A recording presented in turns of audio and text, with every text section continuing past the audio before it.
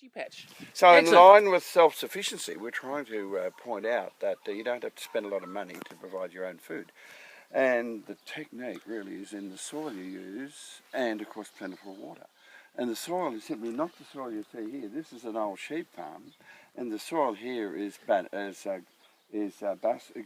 with a pH of about 5.6. Instead of using that soil where the horses are grazing, we use this little patch here where we've built up the soil by collecting humus from under the trees on the various parts of the farm, and we've got good quality organic matter carried in by hand, as I said, with the use of helpful people like woofers. And now as we walk in here, you're going to see a whole new collection of soil type which will support a whole lot of people living on this farm. Cool. And so without providing much variety, such as in your case in Melbourne, Michael, we've simply got a few spices and a few herbs, a bit of pasta and so on here, rhubarb, lots of tomatoes, which is, of course, my favourite. The reason why I do tomatoes is because every night we have salad. We love salad. And so I've got over here about 150 lettuces, and here we've got about 45 tomato plants. So we're going to have lettuce and tomato every night, and onions and a rabbit. We're going to catch a rabbit, kill a chook, or even a bit of kangaroo meat. But we've got salad every night, and we love salad to go with it. There's Yurt up there now, see, she's collecting manure for her garden. She's just gone out of sight, but she's there. So Michael, just to carry on, corn, of course, is a luxury too. I told you lettuce and tomato are the most important for everyday living on this farm. Yep. And then I've certainly got some... these ones here? Yeah, These are... Yeah, this here is a kind of pumpkin. We've got cucumbers coming further on. If you just step forward here, you can see where my left hand is, beans. Beans are on the move. Beans looking very healthy. When we were talking about soil, this is very rich compost with sheep manure, horse manure, kangaroo manure over about 100 years. And I simply brought it in by hand on the trailer, spread it here, and we've now got at least 250 millimetres of brought in soil, costing nothing, and the workload was not very great. Cool. Excellent. Water is critical. I've got a homemade tank here which I'll show you. It's made from stones. The water is pumped from a dam which you see right in front of you, a dam there. We pump it to the stone tank behind you. From that point, by gravity, the water will flow to this garden. No power needed. Wow. On your left, we have peas, carrots. Peas are where I'm pointing. Peas are just coming on now. Very, very healthy looking peas.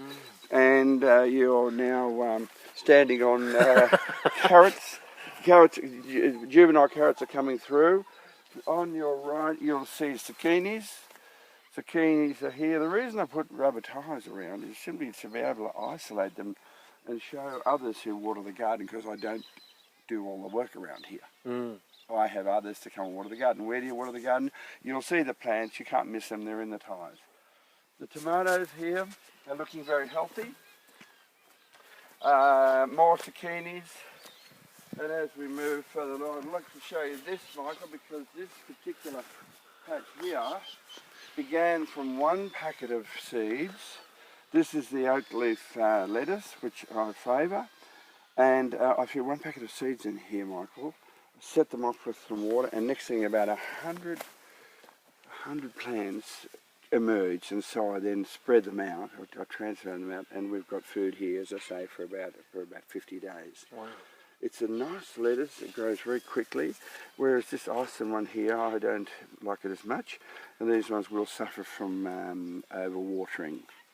As you can see here, overwatering will cause them to wilt, whereas this one here they're pretty well foolproof, and they also taste better than the others, I think. Moving this way, we've just about come to the end. We've got here now some pumpkins, Michael, and that's really the end of the story. I told you the most important thing is just lettuce and tomatoes. Basically, that's all we... So, but I would like to show you the tank. if it's going to just sort of go with the story, because near the tractor I've got this stone tank. Can we walk up Yeah, there? absolutely. Yeah, yeah. And do you have any problems with rabbits or anything else eating it? Any animals eating it? No, we're too close to the farmhouse. We've got dogs.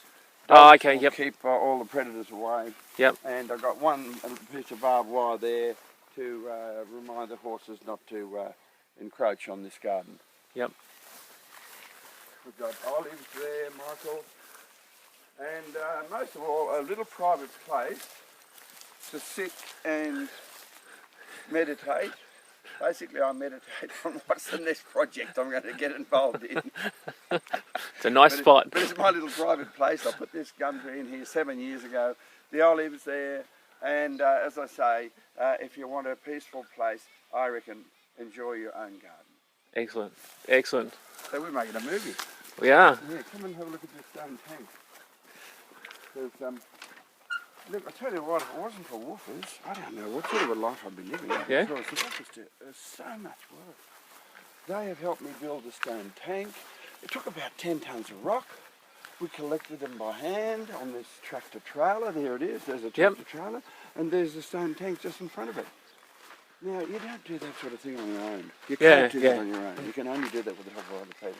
Yeah. And the way to get the best work out of woofers, Michael, is to give them some fun. Yep. As you know, there's a whole ping pong yurt out there. There's Yep. a billiard table here. We play tennis, play Scrabble, Yeah. teach the Japanese how to speak English.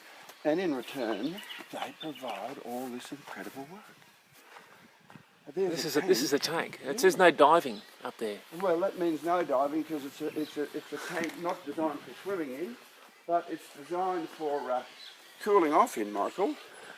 Ah. And the water, as you can see, and of course city people always complain about dirty this and dirty that, but it's not dirty at all. It's very clean. You can see the bottom there. Yeah. And so it's perfect for cooling off when we're doing this hard work. Yeah. But look at it. Stones, done properly, hold water. Wow. How do you think, how much do you think it costs? Nothing. Yeah. Nothing. Yeah. Yeah. There's a sauna bath built with the Japanese people there. That sauna bath is made out of rocks as well. So we go into the sauna bath, jump into the water. What do you do when you get cold? Jump back into the sauna bath. Japanese sauna bath.